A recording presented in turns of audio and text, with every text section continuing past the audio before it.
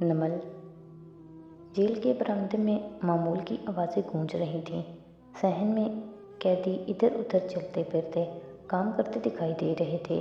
एक कोने में सरमा की धूप से बेनियाज वो दोनों भी मौजूद थे। फारिस टांग मोड़कर दीवार से पाँव लगाए खड़ा था और अहमर उसके सामने खड़ा सीने पे बाजू लपेटे धूप के बायस आंखें चुंधियाकर उसे देख रहा था। परेशान हो स्टपनी? नहीं यार, अहमद ने बेचैनी से सर झटका और उंगलियां सुकेड़कर दूर सफ़ेद कपड़ों वाले कैदियों को देखने लगा। फारिस ने उसके चेहरे के आगे हाथ हिलाया। मसला है कोई? हाशिम इस समात पर भी नहीं आया, टाले जा रहा है। अगले हफ्ते भी मालूम नहीं आए या नहीं। और इन ढेर सारे दिनों में पहली दफ़ा वो मायूस नज़र आने लगा था। हाशिम की बातों पर रहोगे तो यही होगा। फिर इधर उधर सरसरी सा देखा और अहमर के कदरे करीब हुआ। मुझे या तुम्हें कोई अदालत यहाँ से नहीं निकालेगी। अब भी वक्त है, मेरे प्लान के बारे में सोचो। अहमर ने हल्का सा इस्बात में सर हिलाया। फारिस ने हाथों में पकड़ा कागज़ का टुकड़ा मुंह में डाला और चबाते हुए गर्दन मोड़कर सामने देखने लगा। एक एहलकार उसकी तरफ आ रहा था। तुम्हारी मुलाकात आई है गाजी, उसने फारिस को मुखातिब किया। कौन है? कागज़ चबाते उकताहट से पूछा। प्रोसिक्यूटर साहिबा। कागज़ उसके हलक में फंस गया। हिलते जबड़े रुके, चौंक कर उसे देखा, फिर अहमर को। वो भी एकदम सीधा हुआ था। चुड़ैल आई है आपसे मिलने। शौक इतना शदीद था कि वो उसे रोक भी ना सका। बस कागज़ मुंह से उगला और खामोशी से सिपाही के पीछे हो लिया। जब वो इस कमरे में दाखिल हुआ तो मेज़ के उस पार कुर्सी पे वो बैठी थी। घुंघरैले बाल आधे कैचर में बंधे थे, टांग पे टांग जमाए, शाल कंधों के गिर्द, और बार बार कलाई की घड़ी देखती। आहट पे नज़र उठाई। वो छोटे छोटे कदम उठाता आया और उसके सामने बैठा। बाल वैसे ही पोनी में थे और शेब हल्की हल्की सी नज़र आती थी। लॉन्ग टाइम मैडम, आंखें सुकेड़कर उसे देख रहा था। जुमर ने सर को हल्के से इस्पात में जुम्बिश दी। लॉन्ग टाइम फारिस, और थीकी नज़रें उस पर मरकूज़ कर दी। हाथ गोद में रख लिए थे और मुट्ठियाँ जब्त से भींच ली थीं। जहन की परतों पे वही आवाज़ें गूंजने लगी। मैं तुम्हें सिर्फ एक गोली मारूंगा जुमर, आई एम सॉरी।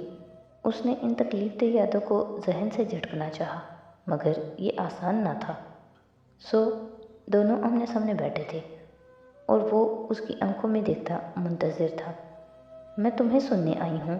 तुम 2.5 साल से यही दरख्वास्त करते रहे हो ना, तो अब मैं यहाँ हूँ। कहो जो कहना है। फारिस के लबों पे तल्ख मुस्कुराहट बिखरी। देर की आपने आने में, अब मुझे आपके कानून से कोई उम्मीद नहीं रही। वो खामोशी से उसे देखे गई। बताऊँ क्या कहना है मुझे आपसे? वो हाथ बाहों मिलाकर मेज़ पे रखे आगे को झुका और चबा चबा कर हर लफ्ज़ अदा किया। यही कि मेरी बीवी की मौत की ज़िम्मेदार आप भी हैं। आपको चाहिए था कि आप उसका हाथ पकड़ती और वहाँ से भाग जाती। आपको उसे बचाना चाहिए था, उसकी हिफाजत करनी चाहिए थी, मगर अपनी दूसरों को कायल करने की सलाहियत पे यकीन करके आपने उसे भी नुकसान पहुंचाया और ख़ुद को भी।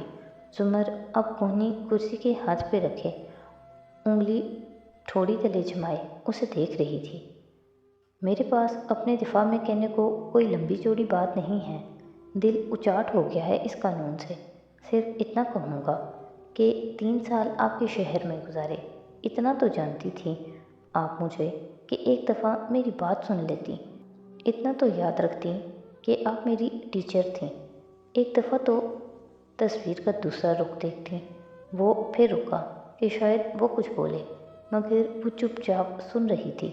नाक की लौंग हनूस दमक रही थी। फारिस ने इस लौंग पे नज़र जमाई तो लहजे की कड़वाहट ज़ायल होने लगी। एसाब कदरे ढीले पड़े। मुझे कातिल समझती हैं तो समझे मैडम, जो दिल में आए समझे, मगर एक दफ़ा मेरे केस को ज़रूर देखें, और वो भी खुद देखें। वो वापस पीछे हुआ। कुछ कहेंगी नहीं आप? اب کہ اس کا لہجہ دھیما تھا، نرم تھا۔ میں کہنے نہیں سننے آئی تھی، کیونکہ اگر کہنے پہ آئی تو آواز باہر تک جائے گی۔ وہ گہری سانس لیتی ٹھنڈے انداز میں اٹھ کھڑی ہوئی، سپاٹ نظروں سے اس کی آنکھوں کو دیکھا۔ یقیناً تم کہہ چکے ہو جو کہنا تھا۔ سو ملاقات ختم ہوئی اور کرسی دھکیل کر دروازے کی طرف بڑھ گئی۔ فارس بے حد تکلیف سے اسے جاتے دیکھتا رہا اور پھر آنکھیں میچ کر گردن جھکا لی۔ جب وہ واپس آیا تو احمر صحن کے اس کونے میں منتظر سن ٹہل رہا تھا۔ اسے آتے دیکھ کر بے چینی سے لبکا۔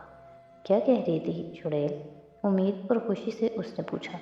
وہ اپنے ضمیر کو مطمئن کرنے آئی تھی، ورنہ اسے اب بھی یقین ہے کہ میں مجرم ہوں۔ احمر کی آنکھوں میں الجھن ابھری۔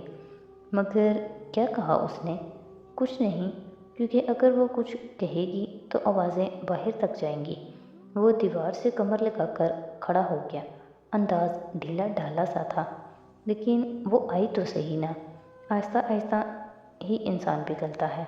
وہ پھر نہیں آئے گی اسٹیپنی۔ مجھے ایک موقع ملا اور میں نے وہ بھی گنوا دیا۔ اسے قائل نہیں کر سکا میں۔ وہ گردن موڑ کر آنکھیں سکیڑے دھوپ کی سمت دیکھنے لگا۔ امید کی کرنیں اب سورج سے بھی نکلنا بند ہو گئی تھیں، لیکن چڑیل کو چاہیے تھا کہ اگر تم نے ایک دفعہ پھر اس کو چڑیل کہا تو میں اپنا ہاتھ تمہارے جبڑے تک لے جانے پہ مجبور ہو جاؤں گا، اور اس کے نتیجے میں تم اپنے 2-3 دانت گنوا دو گے۔ وہ جتنے تحمل سے بولا تھا، احمد کی چلتی زبان اسی تیزی سے بند ہوئی، پھر کہہ کر سر جھٹکا۔ زمر گھر میں داخل ہوئی تو لاؤنج سے آوازیں آ رہی تھیں۔ حنین آئی ہوئی تھی۔ وہ اسی طرف آ گئی۔ بڑے ابا ویل چیئر پہ بیٹھے مسکرا کر اسے دیکھ رہے تھے، اور ہنا صوفے پہ پیر اوپر کر کے بیٹھی ان کو کسی کورین ڈرامے کی کہانی سنا رہی تھی، خوب مزے سے، مسکرا مسکرا کر، آنکھیں گھما گھما کر۔ زمر کو چوکھٹ میں دیکھ کر اس کی بولتی بند ہوئی۔ سنجیدہ ہو کر پاؤں اتارے، آہستہ سے سلام کیا۔ ابا نے مڑ کر دیکھا۔ وہ تھکی تھکی سی سامنے صوفے پہ آ بیٹھی۔ تمہیں دیر ہو گئی آج؟ انہوں نے پوچھا۔ حنین سر جھکا کر اپنے پاؤں کو دیکھنے لگی۔ میں کورٹ سے سیدھی جیل چلی گئی تھی، فارس سے ملنے۔ انہوں نے کرنٹ کھا کر سر اٹھایا۔ وہ سرسری سا بتا کر صداقت کو آواز دینے لگی کہ اس کی چیزیں لے جائے۔ فارس سے؟ کیا بات ہوئی؟ ابا کے بے یقین الفاظ اٹکے۔ وہ چاہتا تھا میں اس کو سنوں۔ میں نے سن لیا۔ صداقت اندر آیا تو وہ اسے چیزیں تھمانے لگی۔ ہانا جلدی سے آگے ہوئی، ساری ناراضگی بھلا کر تیزی سے پوچھا، اور کیا مان بھی لیا؟ اس نے کہا کہ وہ بے گناہ ہے، بس، اور جیل میں کوئی ایسا شخص مقید نہیں جو یہ فقرہ منتر کی طرح نہ دہراتا ہو۔ وہ تکان سے کہتی کنپٹی مسل رہی تھی۔ پھپھو، میں ان کے ساتھ تھی۔ میں نے پولیس کو بھی بتایا تھا۔ وہ بے گناہ ہے، وہ تڑپ کر بولی تھی۔ زمر نے آنکھیں کھول کر اسے دیکھا، انگلی سے برابر کنپٹی مسلتی رہی۔ ہنا بچے، میں تمہیں کٹہرے میں نہیں کھڑا کرنا چاہتی، مگر آپ ایک دفعہ مجھ سے تو پوچھیں کہ کیا ہوا تھا۔ اوکے حنین یوسف۔ اس نے سر اثبات میں ہلایا، پیچھے ہو کر بیٹھی، ٹانگ پہ ٹانگ جمائی۔ شروع کرتے ہیں پھر۔ حنین نے کمر سیدھی کر لی۔ بڑے ابا خاموشی سے، بے بسی سے ان دونوں کو دیکھنے لگے جو آمنے سامنے بیٹھی تھیں، اور دونوں کے درمیان بہت سا فاصلہ تھا۔ اس روز جب مجھ پہ فائرنگ کی گئی، تم ہوٹل کے کمرے میں تھی، 1 سے 3:30 بجے تک تقریباً۔ جی، اس نے گردن اکڑائی۔ اور اس دوران فارس کہیں نہیں گیا؟ زمر سنجیدگی سے سوال کر رہی تھی۔ نہیں، وہ ہمارے ساتھ تھے۔ اور اس دوران تم بھی کہیں اٹھ کر نہیں گئی؟ جی نہیں، تم سارا وقت اسی کمرے میں تھی۔ جی، اور اس دوران تم نے فارس سے نظر نہیں ہٹائی؟ فارس اور علیشہ کے سوا کسی سے کوئی بات بھی نہیں کی؟ نہیں، پولیس کو بھی تم نے بالکل یہی کہا تھا۔ کیا میں اسے تمہارا حتمی بیان تصور کر لوں؟ جی میم پروسیکیوٹر۔ کافی اعتماد سے گردن کڑھائی وہ بولی۔ زمر نے آنکھیں میچیں، گہری سانس لی اور اٹھ کر باہر نکل گئی۔ چند لمحے بعد وہ دوبارہ کمرے میں آئی تو اس کے ہاتھ میں وہی باکس تھا جو الماری میں جوتوں کے خانے میں رکھی تھی۔ یہ تمہاری امی کے موبائل کا بل ہے، وہ موبائل جو उस रोज़ तुम्हारे पास था। हुनैन ने कदरे हैरत से वो कागज़ थामा और जब उस पे निगाहें दौड़ाईं तो उसका चेहरा सफ़ेद पड़ने लगा। तुमने पुलिस को भी कहा था कि तुमने इस दौरान किसी से कोई बात नहीं की, यानी एक लम्हे को भी तुम फारिस से गाफिल नहीं हुई थी, जबकि इस बिल के मुताबिक तुमने 1:30 बजे अपने घर 4 मिनट और 2:45 बजे अपने एक दोस्त को 10 मिनट के लिए कॉल की। फिर एक दूसरा कागज़ उसके सामने किया। ये उस होटल की लॉबी की सीसीटीवी कैमरे का एक क्रिस्टल इमेज है। इसमें तुम नीचे एक शॉप में खड़ी दिखाई दे रही हो और वक्त हुआ है 2:17। मगर तुमने कहा था कि तुम इस दौरान कमरे से कहीं नहीं गई थी। मैं बताना भूल गई थी। और ये फायरिंग से बहुत पहले का वक्त है। उसने बुझे चेहरे के साथ वजाहत देने की कोशिश की। हन्ना, बच्चे, मैंने तुमसे इस बारे में कोई बात इसलिए नहीं की क्योंकि मैं जानती थी तुम 2.5 घंटे एक कमरे में टिक कर नहीं बैठ सकती। मैं ये भी जानती हूँ कि तुमने ये बातें क्यों नहीं बताई। तुम फारिस को प्रोटेक्ट करना चाहती थी। मगर हन्ना, ये गवाही का मामला है और गवाही के मामले में हमें अगर किसी एक बात पे झूठ मालूम हो तो उसकी बाकी सारी बातें भी सच्ची नहीं रहती। मैं थक गई हूँ, आराम करने जा रही हूँ। आप लोग बातें करें, वो नरमी से कहती कागजात वापस डिब्बे में डालती उठ गई। हुनैन चेहरा झुकाए कितनी ही देर उसी तरह बैठी रही और अब्बा वो बस अफसोस से उसे देखते रहे। अगर उनके ख़ानदान के सारे लोग एक दिन के लिए अपनी जहानत पे भरोसा करना छोड़ दें तो कितना अच्छा हो। इस रोज़ बगीचे वाले घर में हुनैन की चीख पुकार लगी थी। अपने कमरे की सारी अलमारियाँ तलपट किए वो कागजात ढूंढ रही थी। मैट्रिक की सनद, बेफाम शनाख्ती कार्ड, हमेशा दाखिले की आखिरी तारीख सर पे आई खड़ी होती थी और उसके कागजात नहीं मिल रहे होते थे।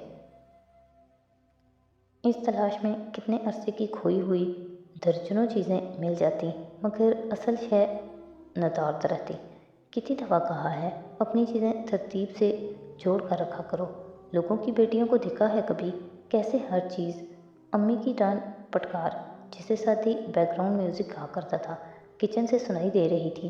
तभी सैम कमरे में दाखिल हुआ। हन्ना, ये तुम्हारे लिए कुरियर आया है अमेरिका से। वो जो अलमारी में सर दिए बैठी थी चौंकी, फिर सब छोड़ छाड़ उसकी तरफ आई। सैम इतना अच्छा तो था नहीं कि डिब्बा रख जाता। इतला देने के साथ साथ खोल कर देख रहा था। उसने दुरुस्ती से वो झपटा, उसे कमरे से भगाया और फिर खुद खोलने लगी। अंदर एक छोटी डिब्बी थी, उसमें एक की चैन था, अलीशा का की चैन, साथ में तहशुदा ख़त था। धड़कते दिल से हुनैन ने कागज़ की तहें खोली।